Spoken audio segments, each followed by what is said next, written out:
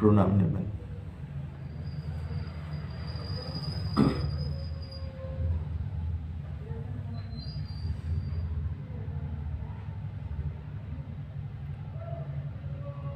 এই যে একটি কথা আপনারা জানেন, অনেকেই জানেন, বারবারই প্রসঙ্গক্রমে আসে।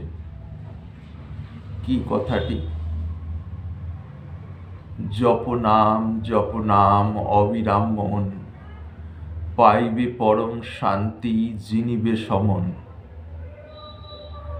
নাম হতে ব্রহ্মাণ্ড হয়েছে উদয়, নামের মাঝারে ভাসে বস্তু সমুদয়। উঠো বসো নাম লয়ে, শুয়ে জপ নাম, নাম নিয়ে করো কাজ, নামেতে বিশ্রাম। হেলা শ্রদ্ধা ভাবিবার নাহি প্রয়োজন, জপ নাম সীতারাম তুমি অনুক্ষণ। এখানে ঠাকুর সীতারাম দাস ওঙ্কারনাথজি নিজেকেই সম্বোধন করে বলছেন, জপ নাম সীতারাম তুমি অনুক্ষণ। হে সীতারাম, তুমি অনুক্ষণ অর্থাৎ প্রতি মুহূর্তে প্রতি ক্ষণে নাম জপ। শুনতে মনে হয় খুব সহজ সরল বা খুব সাধারণ কথা, আসলে সাধন জীবনের অতি অতি গভীর রহস্য এর মধ্যে। আমরা শুনি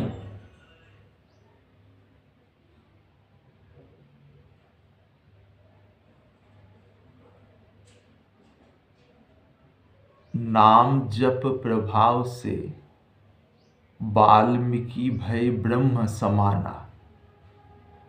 নাম জপের প্রভাবে বাল্মীকি বা যিনি রত্নাকর দস্যু বলেছিলেন, আগে আমরা এই নামে জানি সাধারণত, তিনি হলেন ব্রহ্ম সমান, অর্থাৎ সেই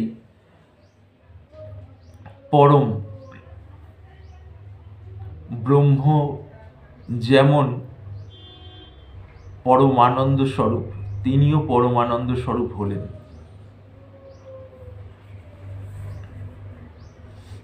গুরুত্বপূর্ণ বিষয়।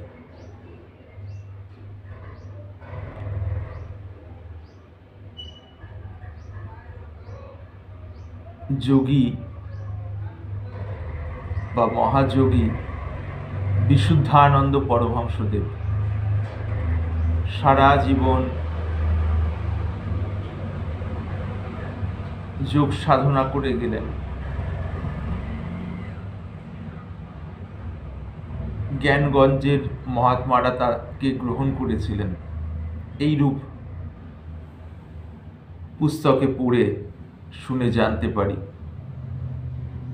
এবং বহু রকম যোগ বিভূতি প্রদর্শন করে গেলেন জীবনের বহু সময়, বহু রকম শিক্ষা এবং দীক্ষা দিয়ে গেলেন মানুষকে তাদের কল্যাণের জন্য। কিন্তু শেষ সময় দেহত্যাগ হওয়ার আগে সেই নামটি করলেন। কোন নামটি? সেই 16 নাম 32 অক্ষর হরিনাম।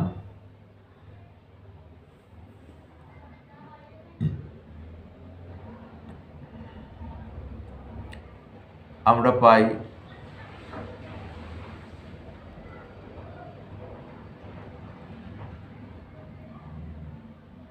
এইরকম হিন্দিতে আমরা একটি পাই, রাম নাম জপো ভাই, ভজন করো ভাই, यह जीवन 2 दिन का।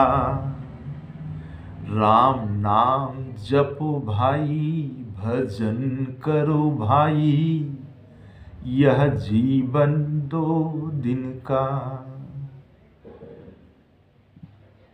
মানে সবাই বুঝতে পারছেন, এই দুদিনের জীবনে ভাই রাম নাম জপ করো। আরো কি আপনারা জানেন এই শ্লোক অনেকেই, হরের নাম হরের নাম, হরের নামৈব কেবলম, কলৌ নাস্তেব নাস্তেব নাস্তেব গতিরন্যথা। এই কলিযুগে হরিনাম হরিনাম হরিনাম, এছাড়া গতি নাই, গতি নাই, গতি নাই।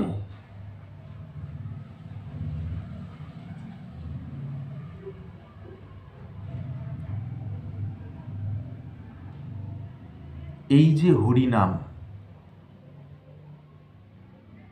এই যে ভগবানের নাম, ভগবানের যে রূপ হোক, সেই নাম স্মরণ, বলা হয় চিদানন্দময় নাম স্মরণ করতে করতে, জপ করতে করতে অন্তঃকরণের যাবতীয় মলিনতা ধুয়ে মুছে পরিষ্কার হয়ে যায়।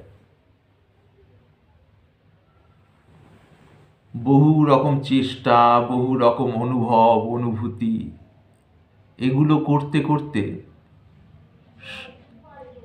যদি এতে শরণাগতি না বাড়ে, ওই খালি নিজের মনের বিভিন্ন রকম অবস্থা, বিভিন্ন কথা বলা, শোনা, শোনানো, এগুলো হয়, পক্ষান্তরে কর্তা ভাব বা অহং ভাবটাই পুষ্ট হতে থাকে।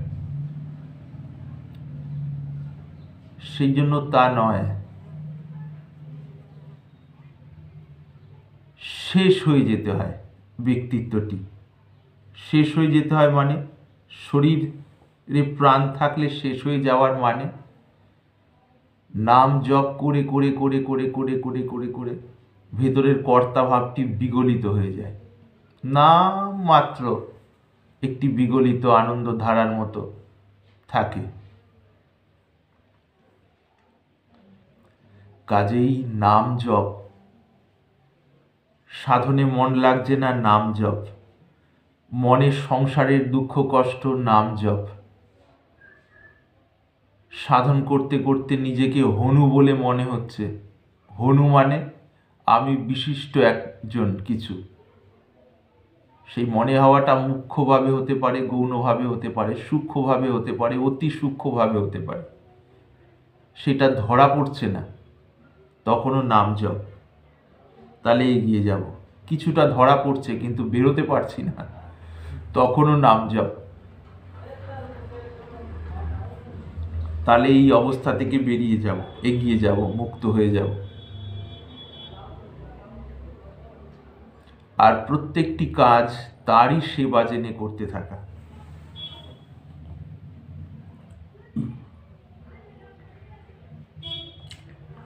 এগুলি কথার কথা নয়, বা জাগতিক যে ভাবুকতা হয়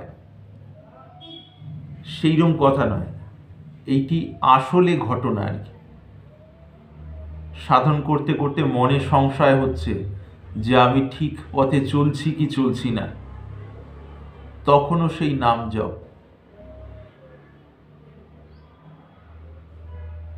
চলতে চলতে ঢিলেমি আসছে, আর ভালো লাগছে না, মন রিপু টানে অন্যান্য দিকে চলে যাচ্ছে, বা অন্যভাবে আনন্দ নিয়ে মনকে সরস করার জন্য ভেতরটা খুঁতখুত করছে, ছুকছুক করছে। বুঝতে পারছি যে ভেতরটা অন্যভাবে কামনা বাসনার দ্বারা নিজেকে তৃপ্ত করতে চাইছে, কিন্তু এটাও বুঝতে পারছি যে এটা ঠিক নয়, এটা স্থায়ী তৃপ্তি দেবে না, কিন্তু বেরোতে পারছি না। কোনো না কোনো বাহানায় তার আশপাশ দিয়ে মন খেলা করে বেড়াচ্ছে। উপায় কি? নাম জপ।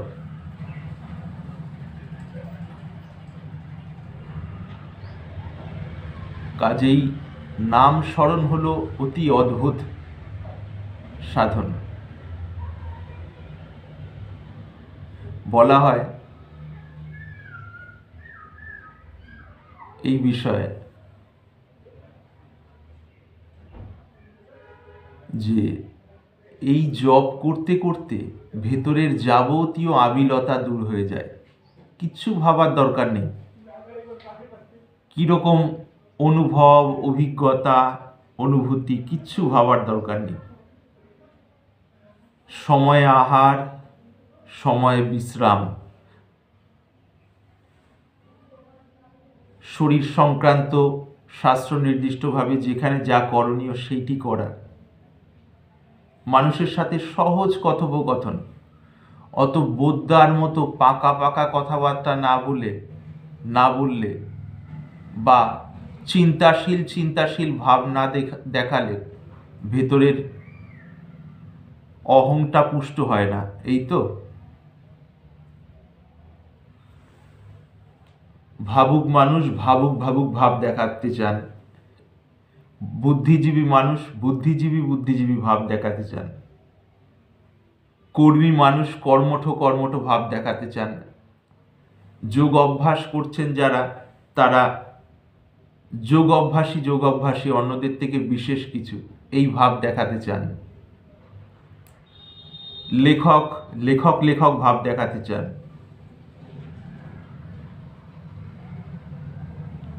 গায়ক ভাব দেখাতে চান। অর্থাৎ ওগুলির মধ্যে দিয়ে নিজের কর্তাটিকে পুষ্ট করার জন্য ভেতরটা ব্যাকুল হয়ে পড়ে। একবার বুঝেই দেখুন না কি হচ্ছে বিষয়টা। আসলে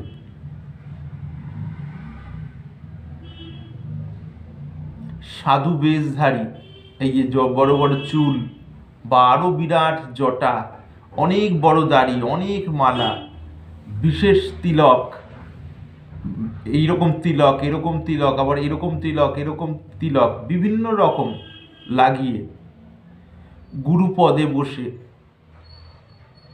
যারা অসফল অসিদ্ধ, তারা যে পরম্পরার ধারক বাহক হচ্ছেন, তারা তো আসলে দুঃখী, সত্যি দুঃখী। তারা মানুষের সামনে যেমন কথা বলেন, মানুষজন চলে গেলে তাদের 24 ঘন্টার মধ্যে এক তো তাদের আনন্দ বা অন্তরটাকে তৃপ্ত করার জন্য অন্যান্য বিভিন্ন মাধ্যমের সাহায্য নিতে হয়, আশ্রয় নিতে হয়, অথবা পরনিন্দা পরচর্চা করেন, অথবা নতুন কি মেকআপ করে লোক ঠকাবেন সেই ভাবেন।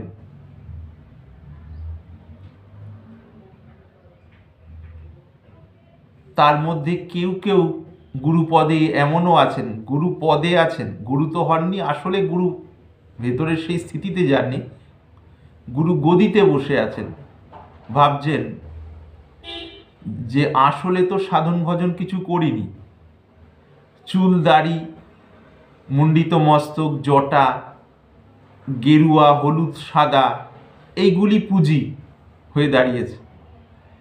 এই পুঁজি করে লোক খুঁজি, লোক মানে ধরে লোক বাড়ানোর চেষ্টা আর কি। অথচ ভেতরে তৃপ্তি নেই, তার কারণ কোনো সময়ই সেইভাবে কোনো সাধন করা হয়নি যে সাধন করতে করতে সাধনের শেষে পরমানন্দ লাভ হয়। সেই গুরু পদে যারা আছেন তাদের মধ্যে কারো কিছু বিবেক জাগে যে এইভাবে হয়তো চলে যাবে, কি জানি এখান থেকে বেরোনোর কোনো উপায় নেই।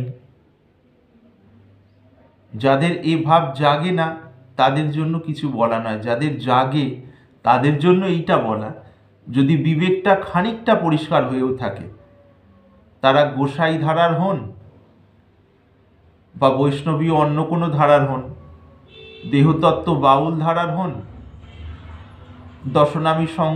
দশনামী সম্প্রদায়ের যে কোনো ধারার হন, নাথপন্থী হন, নাগা হন,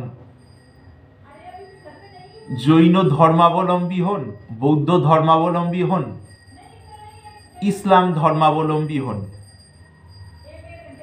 যোগী বলে পরিচিতি থেকে থাক, কর্মী বলে পরিচিতি থেকে থাক, ভক্ত বলে থেকে থাক বা জ্ঞানী বলে থেকে থাক বা মরমিয়া সুফি বলে থেকে থাক, যে ধারারই হন, ধারাগুলো তো বলার জন্য কতগুলো, যে অমুক ধারার মধ্যে মানুষটা কেমন, মনের অবস্থাটি কেমন, ব্যক্তি, বস্তু, পরিস্থিতি, আবেগ এবং বুদ্ধি নিরপেক্ষভাবে পরমানন্দের স্থিতি লাভ হয়েছে বছরের পর বছর? লাভ তো হয়নি আসলে। তাহলে আর নিজেকে ঠকানো কেন এবং অন্যদেরও গর্তে ফেলা কেন? তাদের উদ্দেশ্যে আন্তরিক ভাবে অনুরোধ যে বেরিয়ে আসুন।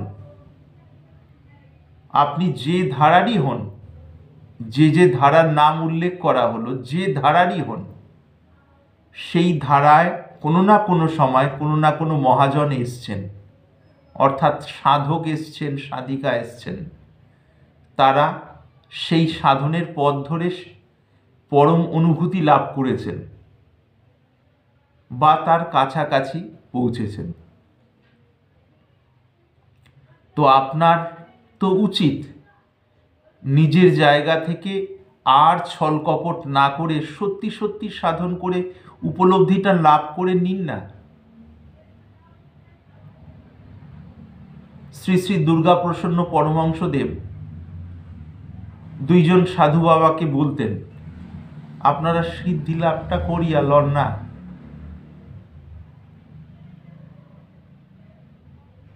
সাধুয়ারা বলেন, কি বলছেন আপনি? বলতে আসি আপনারা সিদ্ধি লাভটা করিয়া লন না। বরিশাল জেলার মানুষ ছিলেন, বাংলাদেশে বরিশাল জেলার, যতটুকু জানি। সেই শ্রী শ্রী দুর্গাপ্রসন্ন পরমহংসদেব তখন উত্তর দেন, মানে তাকে এই কথাটা তিনি বলেন। ওই দুজন যুবক সাধু জিজ্ঞেস করেন, যথার্থই সাধু তারা 3 ভাই সাধু। তারা খুব সম্ভব 6-7 ভাই ছিলেন, তাদের মধ্যে 3 ভাই সাধু। 3 ভাই জাগতিকভাবে উচ্চ শিক্ষিত বলতে যা বোঝায় তাই, এবং যথার্থই সাধু। তাদের মধ্যে একজন এখন আছেন, কিন্তু এখানে অপ্রাসঙ্গিক ভেবে তার কোনো পরিচয়ের দিকে কোনো রকম সংকেত করা হচ্ছে না। সেই 3 ভাইয়ের মধ্যে প্রথম 2 জন যাদের দেহত্যাগ হয়ে গিয়েছে, তাদের বলছেন যে আপনারা সিদ্ধি লাভটা করে নিন না, এইটা। তখন এনারা বলছেন, বাবা তুমি সিদ্ধি লাভ বলতে কি বোঝাতে চাইছো? তখন বলছেন, বাবা উত্তর দিচ্ছেন, অর্থাৎ শ্রী শ্রী দুর্গাপ্রসন্ন পরমহংসদেব বলছেন,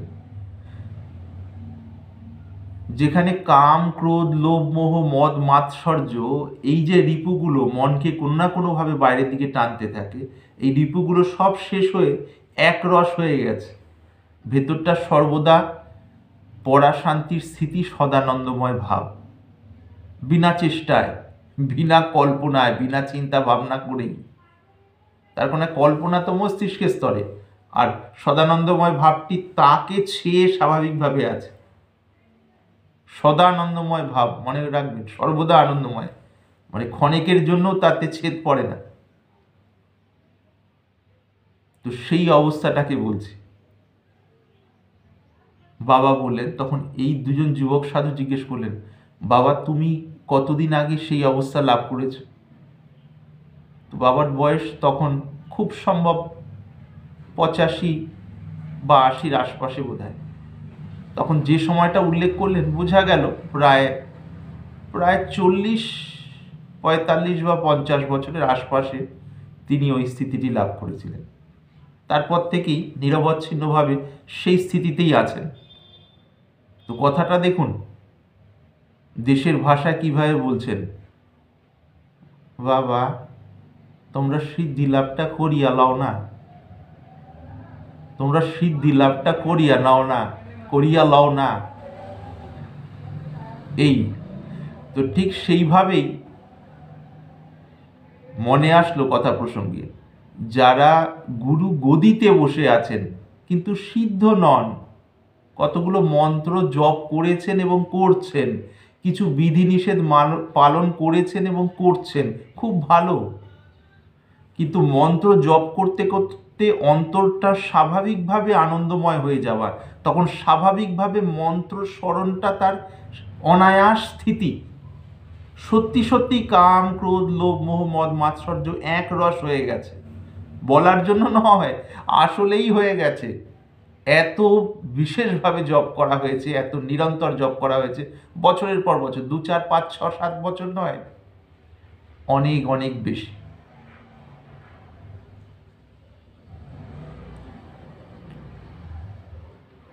সর্বদা ঈশ্বর আনন্দের স্থিতিতে মনটি ডুবে হাবুডুবু খাচ্ছে, সেই জায়গায় পৌঁছেছেন। তো যারা অসিদ্ধ গুরুগণ, তারা দয়া করে সেই সিদ্ধি লাভটা করে নিন না আপনারা। আমি আপনাদের পায়ে পড়ে, মানে মাথা নত করে অনুরোধ করছি, প্রার্থনা করছি। এতে লজ্জার কিচ্ছু নেই, সত্যি লজ্জার কিছু নেই। কোনো না কোনো পরিবেশ বা পরিস্থিতির সাপেক্ষে অল্প স্বল্প সাধন ভজন থেকে কোনো একটা সময় এই গুরু গদিতে বসে গিয়েছিলেন বা দীক্ষা দেওয়ার সূচনা করেছিলেন, হয়েছিল। তো হয়েছিল, ঠিক আছে, বেশ কিছু মানুষ ভগবানেরই তো নাম পেয়েছেন, তারাও সেইভাবে ধরে চলার চেষ্টা করছেন, হয়তো কম বেশি। তো ভগবানের নাম পেয়েছেন, এ তো মানে মহা দুর্লভ বিষয়। কিন্তু আপনাদের অন্তরে যে প্রতিনিয়ত রাগ দেশের দংশন হচ্ছে, মাফ করবেন, রাগ দেশের দংশন হচ্ছে। রাগ মানে কোনো না কোনো কিছু আসক্তি, দেশ মানে ভেতরে ভেতরে কোনো না কোনো কিছু ভালো না লাগার যে কাঁটার খোঁচা। রাগ মানে কিছু একটা পাওয়ার, কোনো একটা কিছু পেয়ে আমি মনকে তৃপ্ত করব। সে পাওয়ার বিষয়টা কি? কোনো ব্যক্তি, বস্তু, পরিস্থিতি, বা কোনো নতুন রকম আবেগ, বা নতুন রকম বুদ্ধির বিশ্লেষণ, বা ওই আবেগের মধ্যে প্রশংসাও চলে আসছে, যাবতীয় রকম প্রশংসা। এই হলো রাগের মধ্যেকার ব্যাপার। দেশ মানে কোনো কিছু পছন্দ করছি না ব্যক্তিগত স্বার্থে, এটা পছন্দ করছি না, ব্যক্তি, বস্তু, পরিস্থিতি, আবেগ বা বিশ্লেষণ, তথাপি সেগুলো এসে গেলে ভেতরে খোঁচা লাগছে। এই তো প্রতিনিয়ত ঘটছে। তো এই ব্যাপারটা তো বুঝতে পারছেন। আপনারাও কম বেশি নাম জপ করছেন, কম বেশি সাধন ভজন করছেন, কিন্তু সেটা এমন হয়নি যে কর্তাভাবটা গলে গিয়ে সমাধিস্থ হয়ে যাওয়া হয়েছে বা সমর্পিত হয়ে যাওয়া হয়েছে। কর্তাভাবটা যথার্থই সমর্পিত স্থিতি, তার ফলে পরমানন্দ অবস্থা নেমে এসছে, বা যেটা আছে তার উপর থেকে আবরণ সরে গেছে। এটা তো হয়নি সত্যি কথা বলতে গেলে। কেন লোক ঠকাচ্ছেন এবং নিজেকে কষ্টের মধ্যে রাখছেন?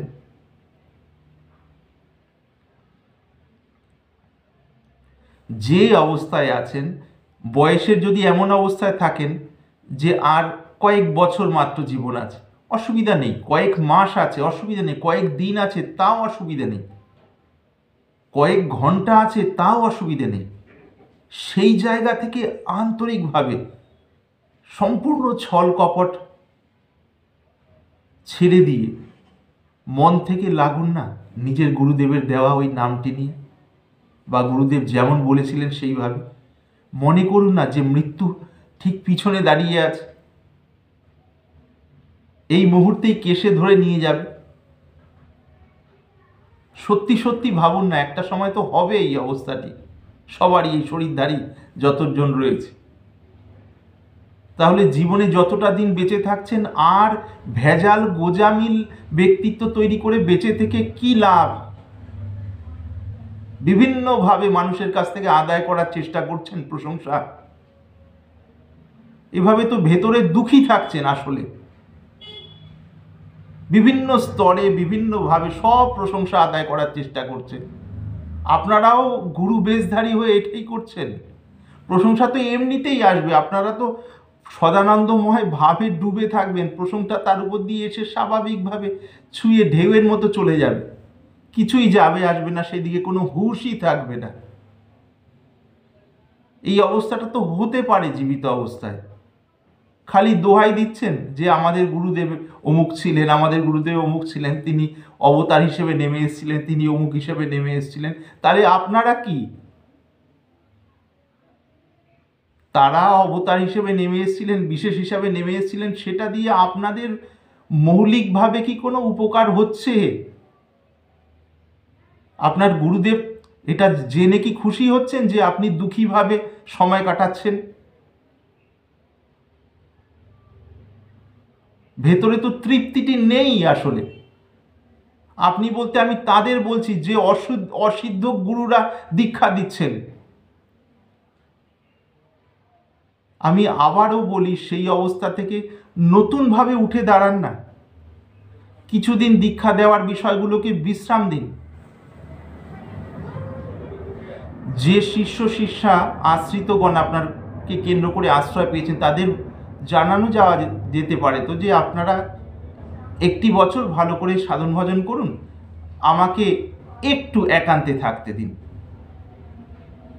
এবার নির্জনে গিয়ে আরও গভীরভাবে আত্মবিশ্লেষণ করে, মানে সহজ সরল শিশুর মতো সেই আপনার গুরুর দেওয়ার নামটি নিয়ে ডুব দিন না দেওয়ার মতো করে দিলে দেখবেন যে কয়েক মাস যদি ওই শুদ্ধ আহার, সদাচার, শুদ্ধ আহার, কালে উপাসনা যদি ঠিক করতে থাকেন, করতে করতে তো মনটা ডুবে যাবে। তমরজগুণ যেমন ক্ষয়ে যাবে, মন ডুবে যাবে, ডুবে গিয়ে ইষ্টে সমর্পিত হয়ে যাবে বা সমাধিস্থ হবে, যে শব্দেই বলি। তখন দেখবেন অন্তরে সেই পরমানন্দ ফুটে উঠেছে। তখন আপনি দেখবেন নিজে চলমান আনন্দ, সেইটি প্রত্যক্ষ অনুভব হবে এবং আপনাকে কেন্দ্র করে আরও বিশেষ মানব কল্যাণ হবে। সেই জিনিসটি ভালো নাকি না এখন এই যে আধা খাসরা মন নিয়ে যে দীক্ষা শিক্ষা দিচ্ছেন, কিছু বিধিনিষেধ দিচ্ছেন, দিয়েও তো ভেতরের পীড়ায় দংশনে জর্জরিত হয়ে থাকছেন। এই জায়গা থেকে বেরিয়ে আসুন না। আপনি তো একজন মানব দেহধারী, আপনি কষ্ট পাবেন, এটা ভালো লাগবে? কেউ কাউকে সমালোচনা করার দরকার নেই, কারোর নিন্দা হিংসির দরকার নেই। কিন্তু যারা অন্তত এই পথের ধ্বজাধারী হিসেবে আছেন তারা সবাই সিদ্ধি লাভ করুন, সফল হন, পরমানন্দ লাভ করুন। এটা তো সম্ভব। এটাকে একটা বিরাট কঠিনভাবে ভাবার তো কোনো বিষয় নেই। যখন সম্পূর্ণ হৃদয় দেবেন এবং তাতে মাসের পর মাস, বছরের পর বছর থাকেন, কোনো একটা মুহূর্তে জট করে কর্তাভাব গলে গিয়ে মহা আনন্দ সমাধির মধ্যে ডুবে যাবেন। ফুটে ওঠার পর জীবন সমর্পিতভাবে যন্ত্রের মতো কাজ হতে থাকবে। তো কথার কথা নয়, যথার্থই সম্ভব। দেখুন না আপনারা এই বিষয়টি। আর যারা এই পথের পথিক আছেন, অল্প স্বল্প চেষ্টা করছেন, দীক্ষিত শিষ্য বা শিষ্যা যে ধারারই হন, তাদের মনে যে অবস্থায় আসুক, মানে যেখানে তারা দুঃখী, উদ্বিগ্ন, কোনো না কোনো দুশ্চিন্তায় রয়েছেন, মন উল্টো পাল্টা দিকে যাচ্ছে, বহুবার নিয়ে আসছেন ঠিক পথে, হচ্ছে না, আবার যাচ্ছে, সেই অবস্থায় তাদের গুরুর দেওয়ার নামটি আঁকড়ে ধরতে হয়। কিরম আঁকড়ে ধরতে হয়?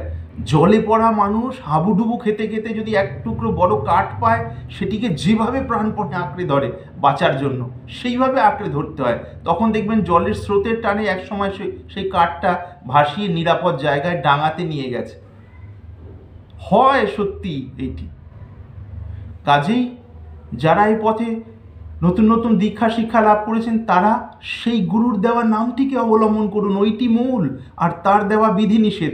আর যারা গুরু পদে আছেন কিন্তু এখনো সেই হৃদয়ের পরমানন্দময় স্থিতিটি খোলেনি, কোনো লজ্জার বিষয় নেই। কত বড় বড় ঋষি মুনিদের কতবার পতন হয়, আবার তারা উঠে পড়ে লাগেন এবং সাধন করে, নাম স্মরণ করে, তাদের গুরু নির্দিষ্ট প্রণালী ধরে ভগবানের কৃপায় আবার সিদ্ধি লাভ করেন, সেই নিরাপদ ভূমিতে প্রতিষ্ঠিত হন। কেন আপনারা পারবেন না? অবশ্যই সম্ভব। করুন না, সবাই মিলে এই বিষয়টিকে ইতিবাচকভাবে ভেবে দেখুন, করুন, এখনো সময় আছে, অবশ্যই হতে পারে। আশা করি আমার এই বক্তব্যের মধ্যে থেকে আপনারা যা গ্রহণ করার ইতিবাচকভাবে গ্রহণ করবেন। এর মধ্যেকার কোনো কিছুই কাউকে আঘাত করার জন্য নয়, আসলেই খেয়াল করানোর জন্য এবং জানিয়ে দেওয়ার জন্য সম্ভব। সেইটি কিচ্ছু অসম্ভব নয়। তাতে বিশ্বাস রাখুন, তার নাম অবলম্বন করুন, গুরুর প্রণালীতে নিষ্ঠা সহকারে ডুব দিন, ছল কপট শূন্যভাবে। দেখবেন সামান্য ছলকপট যেগুলো পুরনো অভ্যাসে থেকে গেছে, সেগুলো নামের প্রভাবে ধুয়ে মুছে পরিষ্কার হয়ে গিয়ে শুদ্ধ হৃদয় হয়ে যাবে, হৃদয় সমর্পিত হয়ে যাবে। তখনই পরমানন্দের অনুভূতি শুরু হবে। এর মধ্যে যদি কিছু জিজ্ঞাসা থাকে, আপনারা জিজ্ঞাসা রাখুন। আপনাদের আমি হাত জোর করে বারবার অনুরোধ করছি, প্রার্থনা জানাচ্ছি, আমার আন্তরিক প্রণাম নেবেন।